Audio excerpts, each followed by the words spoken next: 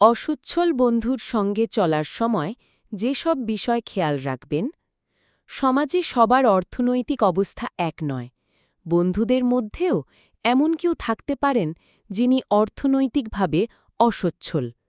এমনও হতে পারে তিনি নিজের অসচ্ছলতার কথা বলতে চান না, ফলে সচ্ছল বন্ধুদের সঙ্গে ওঠা বসায় তাকে হয়তো অস্বস্তিতে পড়তে হয় মাঝে মধ্যেই।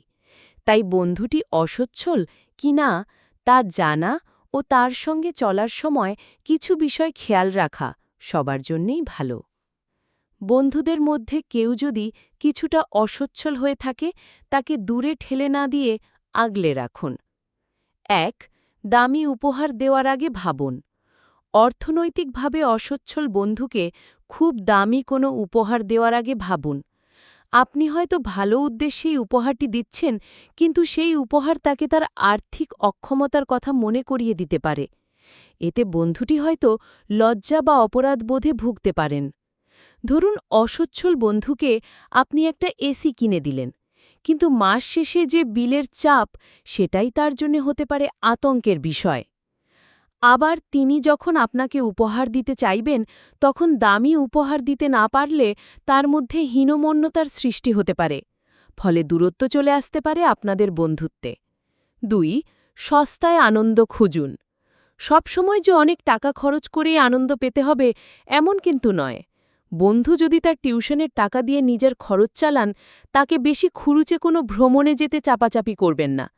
এতে তার মন খারাপ হবে, জোর করলে বরং বিব্রত হবেন। এর চেয়ে সেই বন্ধুর সঙ্গে বিকেলে হাঁটতে বের হন, কোনো প্রদর্শনী বা আয়োজনে যোগ দিন। বড় কোনো রেস্তোরাঁয় না গিয়ে সাধারণ কোনো জায়গায় বসুন। টং দোকানে চায়ের আড্ডাতেও কাটাতে পারেন দারুণ সময়। ৩. প্রয়োজনই একটু বেশি খরচ করুন। বন্ধু হঠাৎ আর্থিক সমস্যায় পড়লে যতটা সম্ভব তাকে সাহায্য করুন। কখনো খাবারের বিল মিটিয়ে দিতে পারেন, কিংবা কখনো সিনেমার টিকিট। তবে খেয়াল রাখতে হবে এটি যেন বন্ধুর হীনমন্যতার কারণ না হয়। আপনি তাকে দয়া করছেন এমনটি মনে হলে বন্ধুত্ব ক্ষতিগ্রস্ত হতে পারে। ৪. বন্ধুকে চাকরির বিজ্ঞপ্তি পাঠান।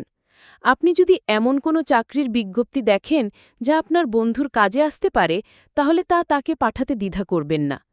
আপনার এই ছোট্ট কাজ হয়তো আপনার বন্ধুর জন্যে হতে পারে বড় উপকার। কোথাও ফ্রিল্যান্সিং করে আয়ের উপায় থাকলেও বন্ধুকে সুযোগ দিন। ৫. আগেভাগে পরিকল্পনা করুন।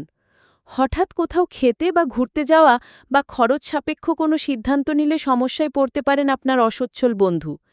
তাই যে কোনো পরিকল্পনা আগে থেকেই বন্ধুকে জানিয়ে দিন, যাতে ওই বন্ধু যেন নিজের মতো করে ভাবার সময় পান।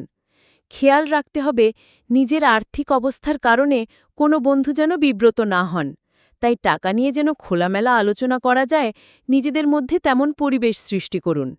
৬. অযথা অভিযোগ করবেন না। সাময়িকভাবে যে কারুর হাতে টাকা কম থাকতেই পারে।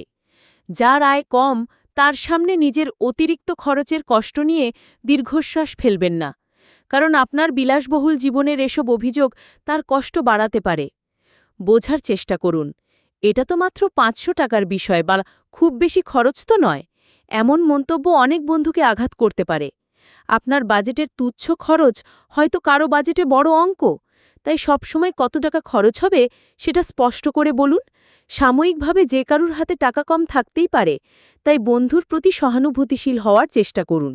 সূত্র: মিডিয়াম, ফিনান্সিয়াল ডায়েট ও র্যাভেসলি।